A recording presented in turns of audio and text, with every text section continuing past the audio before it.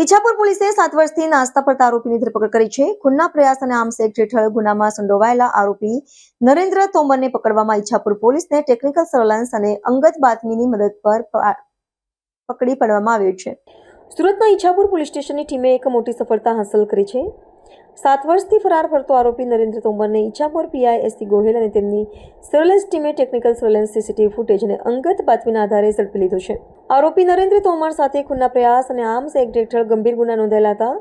મળતી માહિતી અનુસાર આજથી 7 વર્ષ પહેલા ચેક બાઉન્સ થવાના મુદ્દે ફરિયાદી સાથે થયેલા વિવાદમાં નરેન્દ્ર તોમરે તેમની સાથે ઝઘડો કર્યો હતો અને બાદમાં તેમને ડરાવવા 2 રાઉન્ડ ફાયરિંગ પણ કર્યું હતું.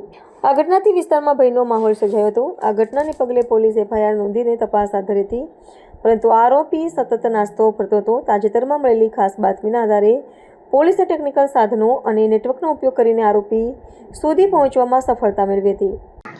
મહેરબાન પોલીસ કમિશનર શ્રી અનુપમસિંહ ગેહલોત સાહેબ, મહેરબાન અધિક પોલીસ કમિશનર શ્રી સેક્ટર 2 તથા મહેરબાન નાયબ પોલીસ કમિશનર શ્રી ઝોન 7 સાહેબ નાઓની વિસ્તારમાં નાસ્તા ફરતા આરોપીઓને પકડી પાડવાની સૂચના અન્વયે અત્રેના ઈચ્છાપુર પોલીસ સ્ટેશનમાં ખૂનની કોશિશ તથા આર્મ્સ એક્ટના ગુનામાં છેલ્લા 7 વર્ષથી નાસ્તા ફરતા આરોપીને ગતરોજ પકડી પાડવામાં આવેલ છે.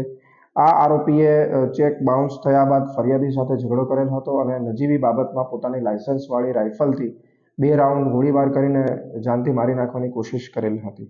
આરોપીનું નામ નરેન્દ્રસિંહ તોમર છે અને આ ગુનાની તપાસ કરી રહેલ ઈચ્છાપુર પીઆઈ શ્રી એસી ગોહિલ તથા તેમની ટીમે ટેકનિકલ સર્વેલન્સ તથા બાતમીદારોની મદદથી આ આરોપીને ઝડપી પાડેલ છે.